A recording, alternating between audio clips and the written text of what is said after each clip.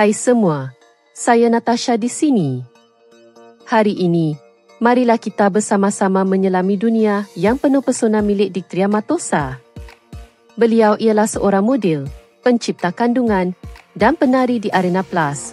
Dan kemana sahaja beliau pergi, pasti berjaya memikat hati ramai orang. Dictria dilahirkan pada 8 hari bulan Mei tahun 1997 di Rio de Janeiro. Beliau bukan sekadar seorang model, beliau ialah seorang influencer serba boleh yang menguasai dunia kecergasan, cosplay, fashion dan tarian dengan penuh bakat. Dengan renungan matanya yang tajam, rambut hitam yang menawan, serta daya tarikan semula jadi seorang yang berbintang Taurus.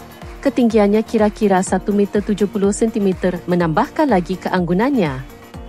Sejak tahun 2017, Dictria telah bersinar sebagai seorang figura awam dan kini mempunyai lebih daripada 4,5 juta pengikut di Instagram, satu fenomena sebenar di media sosial. Dan itu belum semuanya. Kerana cintanya terhadap dunia kecergasan, beliau telah melalui transformasi fizikal yang mengagumkan.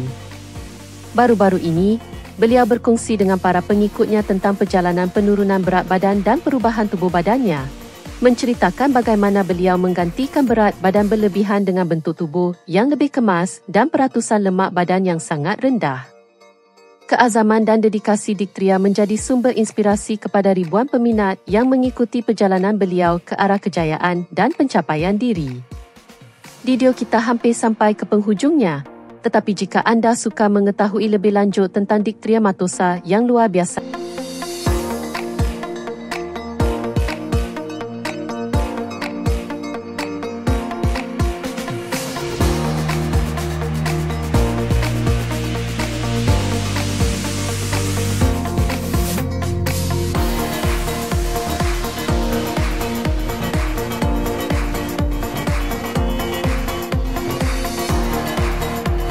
ini, jangan lupa tinggalkan komen dan berikan tanda suka anda.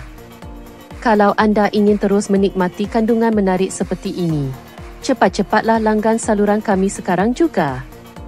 Sampai jumpa lagi. Selamat tinggal.